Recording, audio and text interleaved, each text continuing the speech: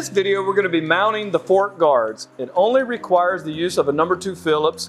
I do also have a 12mm socket though, because we're going to make an adjustment to the front brake line down near the caliper just to get that aligned a little better. And 4 simple fasteners mount the guards. We're going to focus our attention first on the right fork, and you'll notice he's using that Phillips to loosen up and then adjust the top mount. He just wants that tab to be facing directly in the back so that the front of the guard is going to be aligned when he slides it in. So we want to pay attention to the cable routing so that it centers itself in between the 2 fasteners inside that fork guard. What that's going to do is keep that cable away from the wheel once things get in motion. That grommet's going to snap into the top of the fork guard. So the guard itself is actually going to slide up through the groove that's on that top mount. That's what holds the top on. You've got the 2 screws on the bottom. So he gets that in. Make sure that cable's aligned going down the center and even comes out the center bottom of the fork guard. Now he can use that number 2 Phillips to mount the fasteners. And finally, he'll snap that grommet into the back of the fork guard.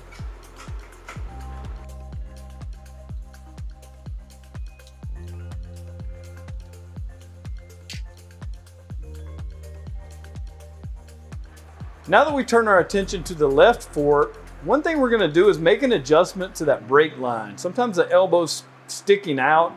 We just loosen that with a 12mm bolt.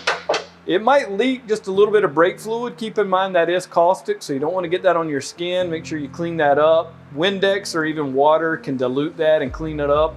Now we're ready to route the line so that it goes between the center of that fork guard. Now we'll turn our attention to the top mount for the fork guard. He's going to loosen that, make his adjustment, tighten it back down, just verify that it's securely fastened. And then we're going to start looking at the alignment of the brake line. And that line, we want it to kind of go behind the axle. That kind of protects it some while you're riding. And then also that line's going to go up just like the speedometer cable did, right up the center of the fork guard.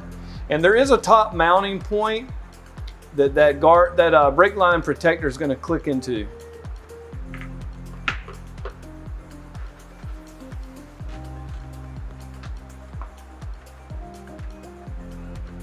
It's going to slide the guard up through that adjuster.